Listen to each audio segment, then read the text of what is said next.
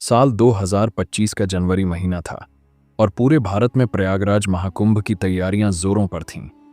यह महाकुंभ हर 12 साल में एक बार लगता है और इसे धार्मिक दृष्टि से अत्यधिक महत्वपूर्ण माना जाता है। देश विदेश से करोड़ों श्रद्धालु और साधु संत इस महाकुंभ में भाग लेने आते हैं। गंगा में स्नान करने का महत्व इस आयोजन का मुख्य आकर्षण है, लेकिन इस बार एक ऐसी घटना घटी जिसने सभी को स्तब्ध कर दिया। इस घटना के केंद्र में थे मध्य प्रदेश के महेश्वर में रहने वाले सिद्ध साधु राधानंद जी महाराज। राधानंद जी महाराज का आगमन। राधानंद जी महाराज एक त्यागी और तपस्वी संत थे। वे सुबह 4 बजे ठंडे पानी से स्नान करना और ध्यान लगाना अपनी दिनचर्या का हिस्सा मानते थे। उनका मानना था कि गंगा स्नान केवल शारीरिक स्वच्छता नहीं, बल्कि आत्मा की शुद्धि का माध्यम है। जब उन्हें महाकुंभ के बारे में पता चला तो वे 1 महीने पहले ही वहां पहुंच गए। उनका उद्देश्य था गंगा किनारे साधना करना और महाकुंभ के दौरान आत्मिक लाभ प्राप्त करना। घटना की शुरुआत महाकुंभ में पहुंचने के अगले ही दिन राधानंद जी महाराज ने नित्य की भांति सुबह 4 बजे गंगा स्नान का निश्चय किया। वे घाट पर पहुंचे जहां सफाई का कार्य चल रहा था। घाट पर नगर निगम के कुछ अधिकारी मशीनों के जरिए गंगा की सफाई करवा रहे थे।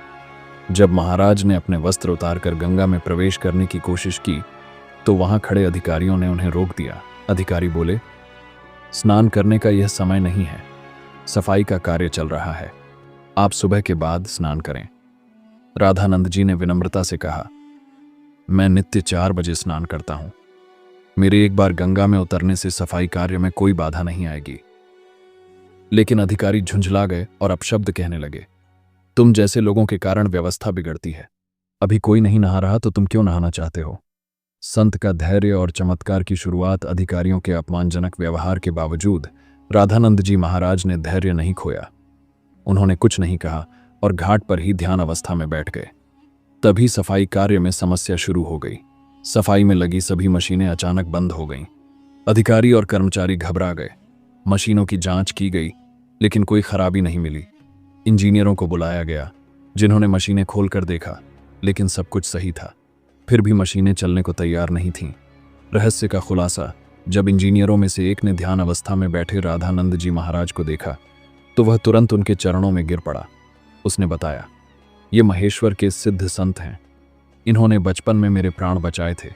ये साधारण व्यक्ति नहीं है, इनकी बात का अनादर करना भारी भूल है। अब सभी अधिकारियों को अपनी गलती का एहसास हुआ। वे महाराज के पास गए, माफी मांगी और उनसे गंगा स्नान करने का अनुरोध किया। असाधारण चमत्कार, राधानंद जी महाराज ने अधिकारियों को माफ कर दिया। फिर उन्होंने कहा, समय और प्रकृति पर किसी का अधिकार नहीं, गंगा सबकी है, संतों का सम्मान करना सीखो। उन्होंने गंगा में प्रवेश किया और स्नान किया।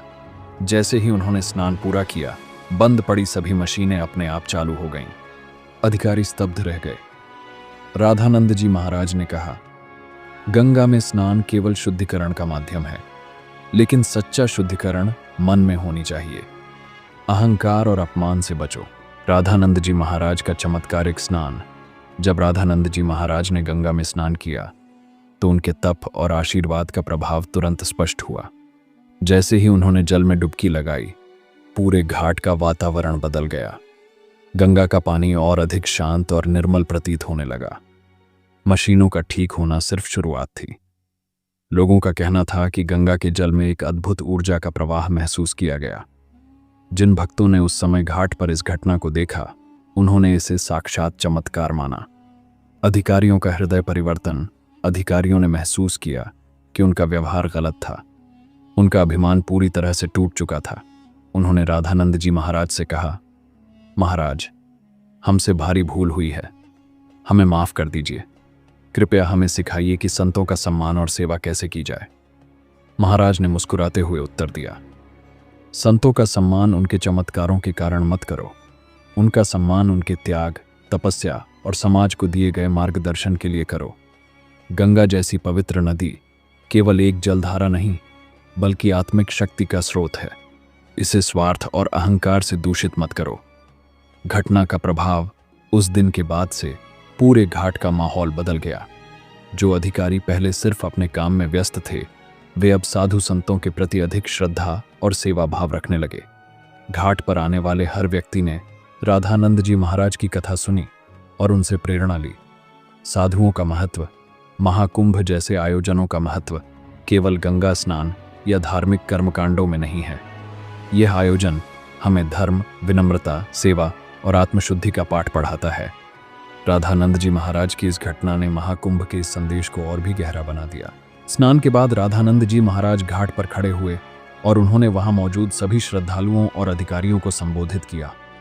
उन्होंने कहा, गंगा में स्नान का उद्देश्य केवल शरीर को शुद्ध करना नहीं है, यह आत्मा को शुद्ध करने और अहंकार, क्रोध और अज्ञानता को दूर करने का एक साधन है। गंगा सबकी है, इसका अपमान किसी भी प्रकार से उचित नहीं। जब हम गंगा का सम्मान नहीं कर सकते तो हम अपनी संस्कृति और धर्म का सम्मान कैसे करेंगे? उन्होंने आगे कहा, संत समाज के दीपस्तंभ हैं।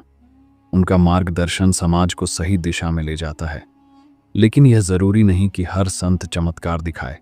साधना, तप और सच्चाई ही उनकी पहचान है।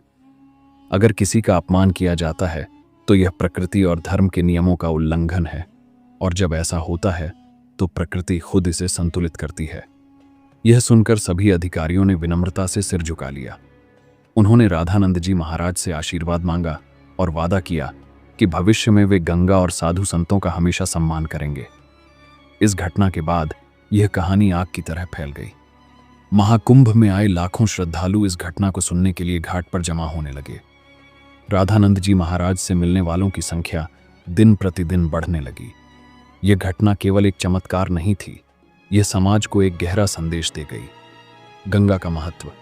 गंगा केवल एक नदी नहीं है, यह धर्म और आध्यात्मिक ऊर्जा का प्रतीक है। साधु संतों का आदर। उनके तप और त्याग का सम्मान करना हर भक्त का कर्तव्य है। विनम्रता और सेवा। जीवन में अहंकार त्याग कर सच्चाई और सेवा का मार्ग अपनाना चाहिए। महाकुंभ 2025 के इतिहास में यह घटना एक नए अध्याय की तरह जुड़ गई। लोगों ने इसे न केवल श्रद्धा और भक्ति के रूप में देखा, बल्कि यह समझा कि साधु संतों का आशीर्वाद और गंगा की पवित्रता मानव जीवन को सकारात्मक दिशा में कैसे बदल सकते हैं। इस कहानी ने लाखों लोगों के दिलों को छू लिया। क्या आप भी इस घटना से प्रेरित महसूस करते हैं? गंगा मां की जय और हर हर महादेव कहते हुए इस कथा का संदेश दूसरों तक पहुंचाएं। यदि यह कथा आपको प्रेरित लगी हो तो इसे अपने मित्रों और परिवार के साथ साझा करें। हमारे चैनल को सब्सक्राइब करें और धार्मिक व प्रेरणादायक कहानियों के लिए जुड़े रहें। हर हर गंगे।